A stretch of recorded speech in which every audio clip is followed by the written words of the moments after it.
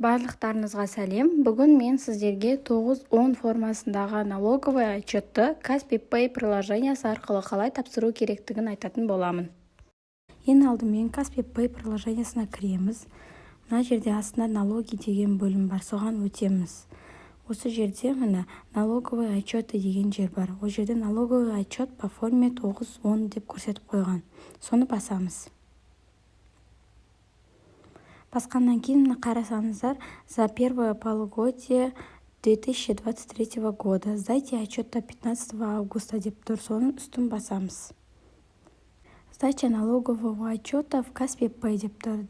Для ИП на упрощенном режиме по форме 9-10 деп тұр. Біз ИП ашқан кезде упрощенный режимді таңдағандықтан осы 9-10 форматындағы отчетты тапсыратын боламыз. Мына жерде барлығы көрсетілген. Міне налоговыға барудың қажеті жоқ. Қай кезде тапсыру керек? 1 июльден 15 августқа дейін және 1 январдан 15 февральға дейін. Яғни 2 жарты жылдықты тапсыратын уақытты көрсетіп тұр. Как это работает? Выберите налоговую по месту регистрации ИП и ваши прописки. Укажите безналичные и наличные доходы. Укажите налоги за ИП и за работников. Подпишите документы онлайн дейді. Отчет автоматически отправится к КГД деп тұр. Сдать налоговый отчет дегенді басамыз. Мына жерде укажите налоговый орган деп тұр. Налоговая по месту регистрации деп тұр. Яғни сіздің ИП-нызды ашқан район бойынша белгілейсіз. Біздің жағдайда бұл Шымкент қаласы. Налоговая по месту вашей прописки деп тұр. Яғни сіздің пропискаңыз қай жерде, сол районды сұрап тұр. Біздің жағдайда бұл да Шымкент қаласы.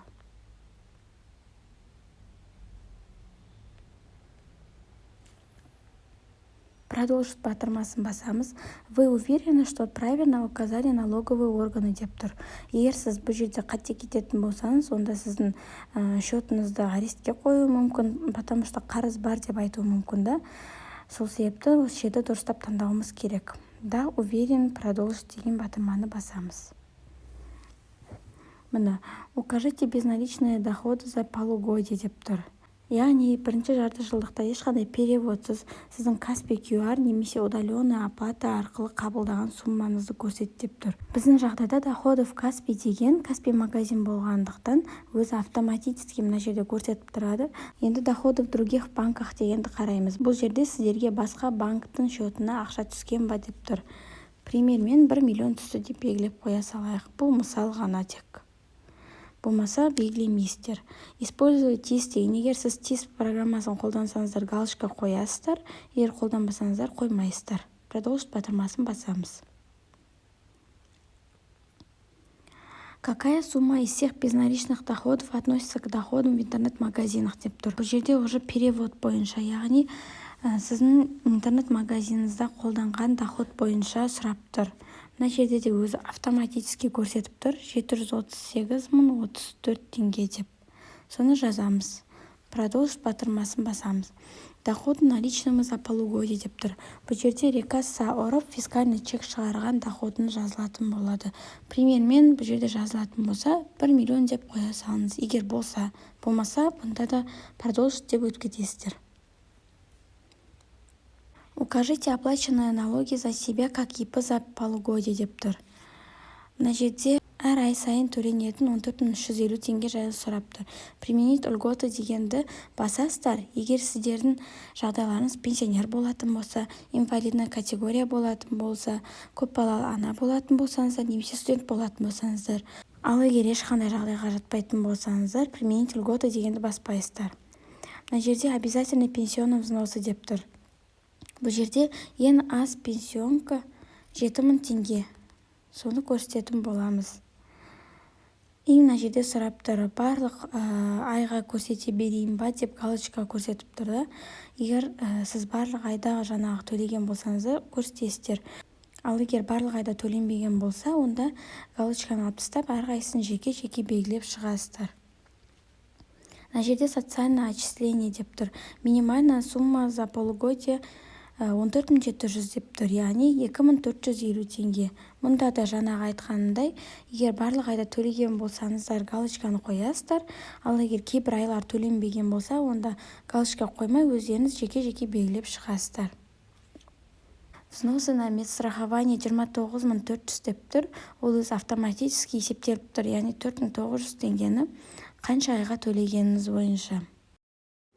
Бұл жерде галочканы қоймасаңыздар, әр айды жеке-жеке белгілеп шығасыздар, ал галочканы қоятын болсаңыздар, өзі автоматически белгілеп береді.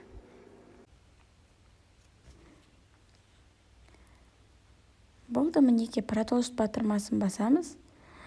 Добавьте работников и их зарплату, и мы рассчитаем налоги деп тұр. Егер сізде қол астыңызда жұмысшы болатын болса қосасыз, болмайтын болса продолжить без работников деп жазасыз. Мінеке, налоги с доходов за полугодие.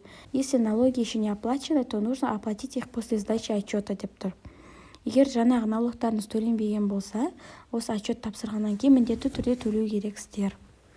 Мына жерде подоходный налог 64749 теңге деп тұр. Ал социальный налог 62299 деп тұр.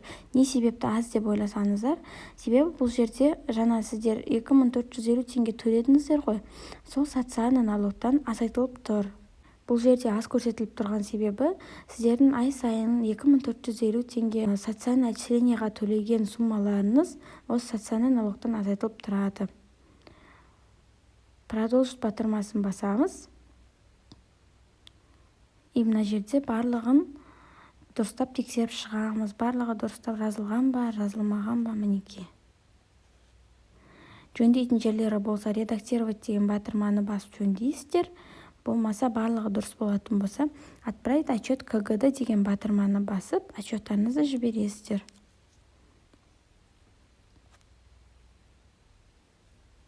Мінеки, жарты жылдыққа 9-10 формасындағы налоговый отчетты дәл осылай тапсырасыздар.